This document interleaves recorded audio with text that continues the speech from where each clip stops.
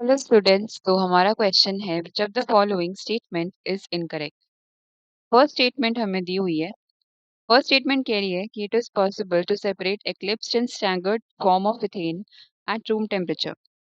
तो इथेन है, हम यहाँ पे इथेन के कन्फर्मेशंस की बात कर रहे हैं। इथेन के कन्फर्मेशंस कैसे बनते हैं? सपोज हमारा इथेन है, अगर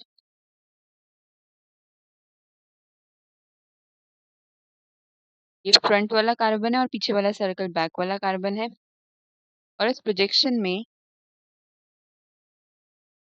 हमने कार्बन और हाइड्रोजन दोनों को शो कर दिया।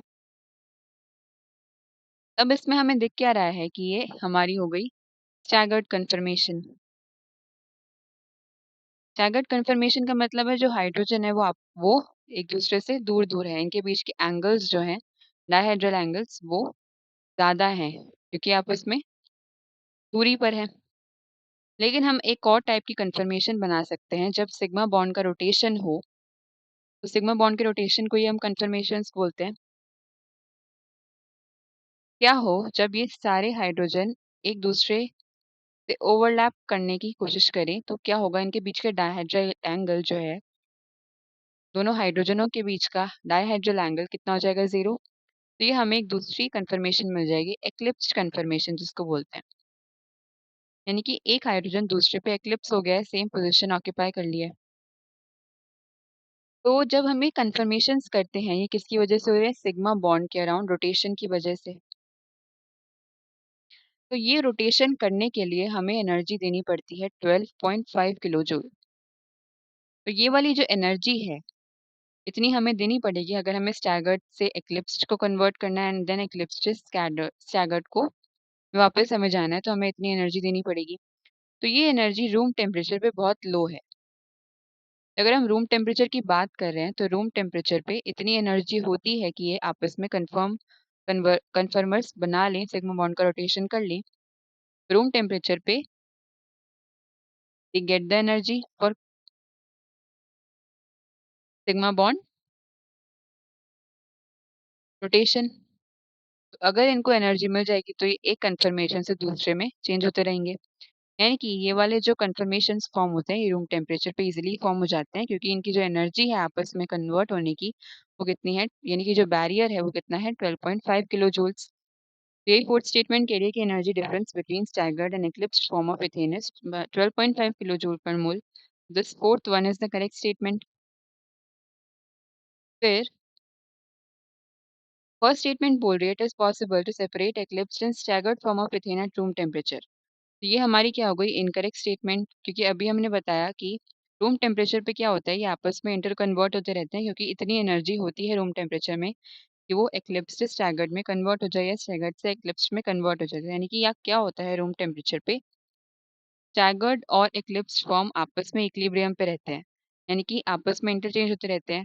तो अगर हमें किसी एक को सेपरेट करना हो तो वो पॉसिबल नहीं, क्योंकि आपस में ये बहुत कम कम टाइम के लिए एक दूसरे में कन्वर्ट हो रहे हैं।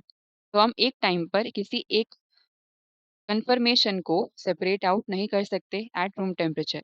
यानी कि फर्स्ट स्टेटमेंट कह रही कि पॉसिबल है कि हम सेपरेट कर पाए, तो ऐसा नहीं है, हम सेपरेट नहीं कर सकते eight room temperature these forms को। तो यानी कि हमारा इनकरेक्ट स्टेटमेंट कौन सी हो गई, ऑप्शन 1। सेकेंड ऑप्शन कह रहा है कि एक्लिप्स फॉर्म है टॉर्शनल स्ट्रेन। ये बिल्कुल करेक्ट स्टेटमेंट है क्योंकि एक्लिप्स फॉर्म में क्या होता है, सारे हाइड्रोजन एक दूसरे से एक्लिप्स्ड हैं, तो हाइड्रोजन यानी कि बहुत पास पास है, इनका डायहेड्रल एंगल 0 है। तो अगर ये बहुत पास पास होंगे तो इनमें क्या होगा, स्टेरिक स्ट्रेन अराइज होगा या स्टेरिक रिपल्शन अराइज होंगे, क्योंकि आपस में ये बहुत ही क्लोज हैं। तो इनके क्लोज होने की वजह से यहाँ टॉर्शनल स्ट्रेन डेवलप हो जाता है और ये अनस्टेबल फॉर्म होती है, अनस्टेबल कंफर्मेशन है इथेन का as compare to staggered conformation. तो यही ऑप्शन बोल रहा है second, eclipse form as torsional strain, so this is the correct statement. Third statement बोल रहा है कि ethane has infinite number of conformers.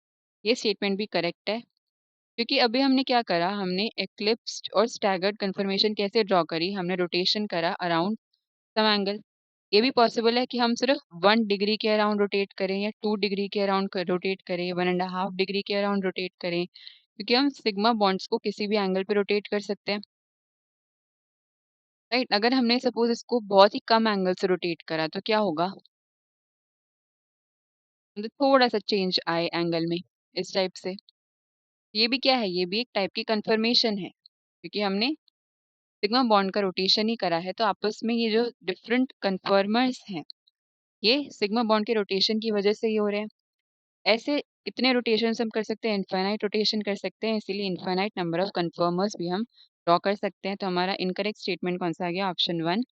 तो option one will be the right answer. इसका हम रेफरेंस देख सकते हैं एनसीईआरटी में, पेज 386। Thank you.